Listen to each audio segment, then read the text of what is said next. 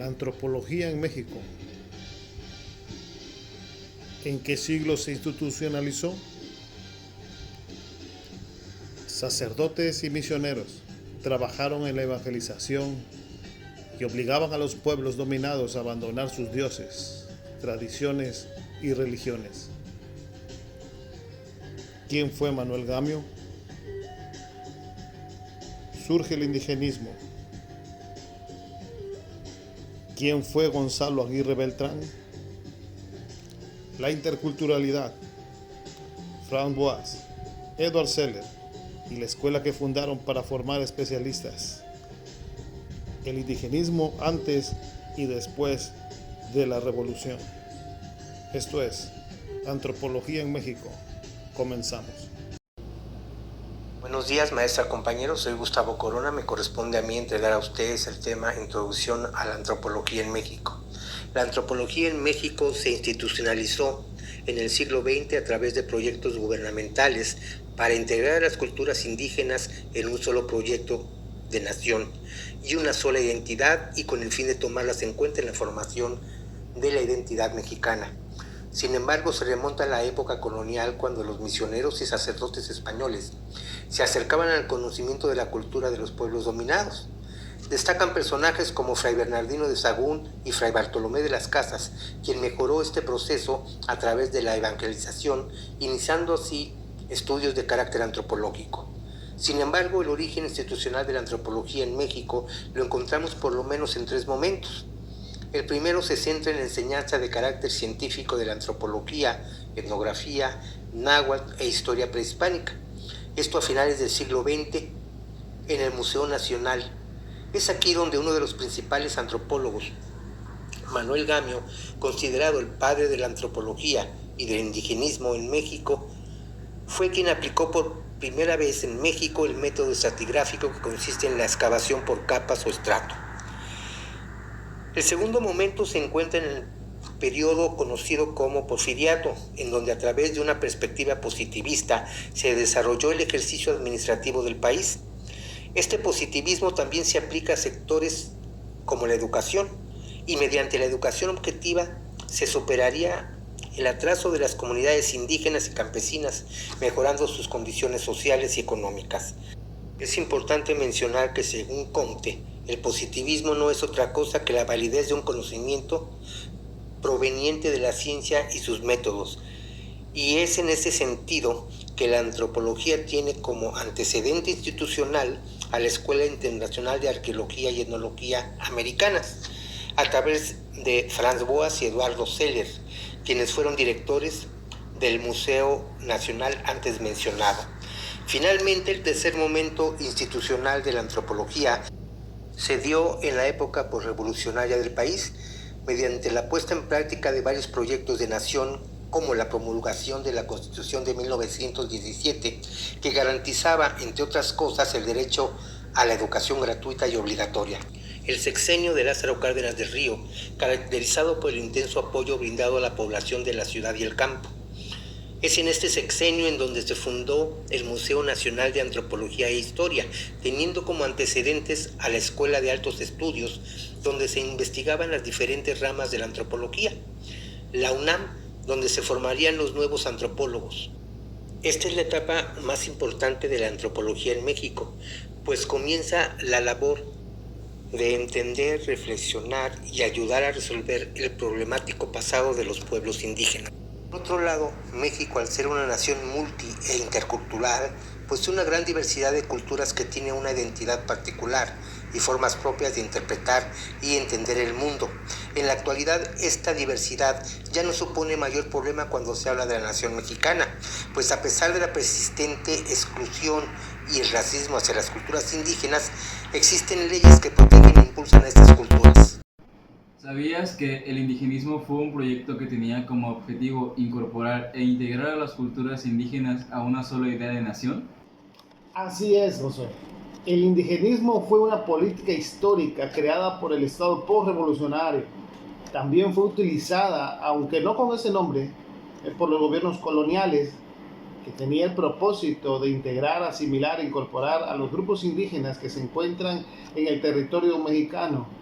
en torno a una única idea de nación, mediante la creación, por ejemplo, de un sistema educativo que se enfocara en la enseñanza de las reglas y valores de nuestra cultura. ¿Sabías que Gonzalo Aguirre Beltrán fue uno de los principales exponentes del indigenismo en México? Gonzalo Aguirre Beltrán distingue por lo menos 3 etapas del indigenismo. Número 1.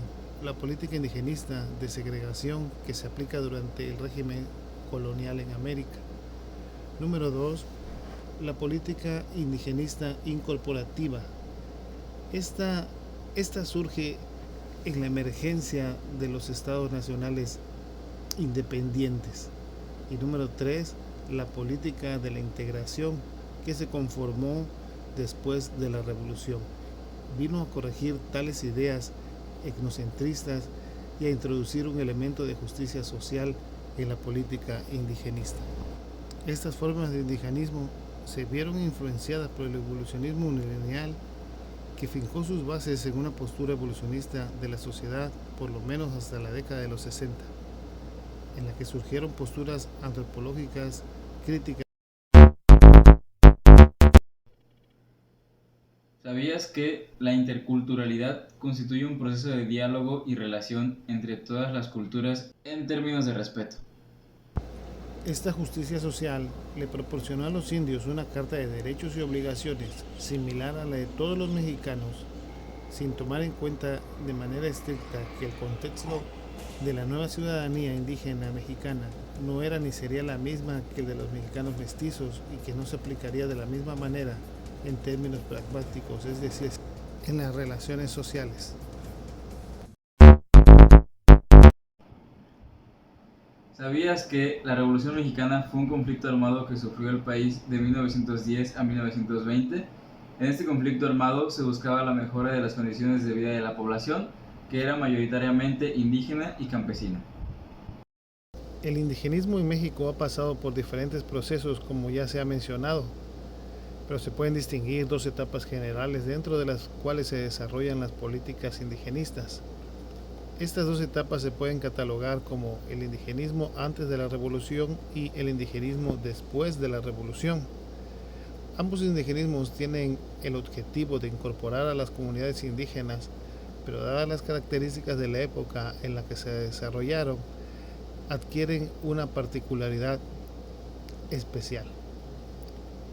Al triunfar la revolución, se dio el paso de una política segregacionista a una política incorporativa. El nuevo tratamiento establecido por la Revolución Mexicana de 1921 a la fecha para los grupos indígenas se ha basado hasta hoy firme y decididamente en el sistema que podríamos llamar de incorporación. La importancia de la educación incorporativa, como se estableció en la primera asamblea de filólogos y lingüistas. Por este motivo, en 1923 se crearon las misiones culturales, teniendo como antecedentes a las escuelas rudimentarias, las escuelas normales, rurales, la Secretaría de la Instrucción Pública y la Secretaría de Educación Pública.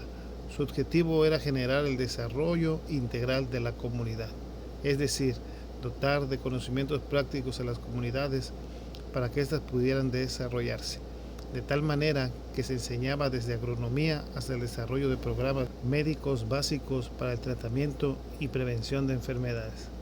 Soy Juan Carlos Perzaval, muchas gracias. Para finalizar, como pudimos ver en este video, compañeros, la antropología en México se instituyó en el siglo XX. Fue un arduo proceso consolidar la antropología como una disciplina en la época colonial en México. El proceso de las culturas indígenas se convirtió en un elemento central en la formación de la identidad mexicana. El objetivo de la primera antropología era ayudar a la población a salir de la situación de subordinación. Recordemos que nuestro país, nuestro México, es un país multi y intercultural y posee una gran diversidad de culturas. Hoy, con el paso de los años, nos podemos dar cuenta que el indigenismo como proyecto logró integrar a las culturas indígenas en una sola idea de nación. De igual forma que la antropología en México jugó históricamente un papel importante y central y sumamente de importancia en cuestiones relacionadas con las culturas indígenas. Durante el proceso indigenista hubo un fomento importante en los valores y tradiciones que le dieron sentido a la nación mexicana. Las dos etapas del indigenismo en México, que son conocidas como el indigenismo antes de la Revolución y el indigenismo después de la Revolución, solo nos queda decir que gracias al trabajo de los antropólogos, misioneros y sacerdotes, la subordinación de este país llegó a su fin. Recordemos que al término de la Revolución, la problemática continuaba siendo cómo integrar al indígena. Sin embargo, la influencia de la antropología jugó un papel importante en el desarrollo de las nuevas políticas indigenistas. Y gracias a todo esto mencionado, en 1923 se crearon las misiones culturales, teniendo como antecedentes las escuelas rudimentarias, las escuelas normales, las escuelas rurales y la Secretaría de Educación Pública. Su objetivo era generar el desarrollo integral en la comunidad, es decir, dotar de conocimientos prácticos a la comunidad para que ésta pudiera desarrollarse de tal manera que se enseñaba agronomía, primeros auxilios, medicamentos básicos, el tratamiento y la prevención de enfermedades. Esto ayudó a que las comunidades se sintieran integradas a una idea nacional. Yo soy Daniela Solís Martínez y esto fue la Antropología en México.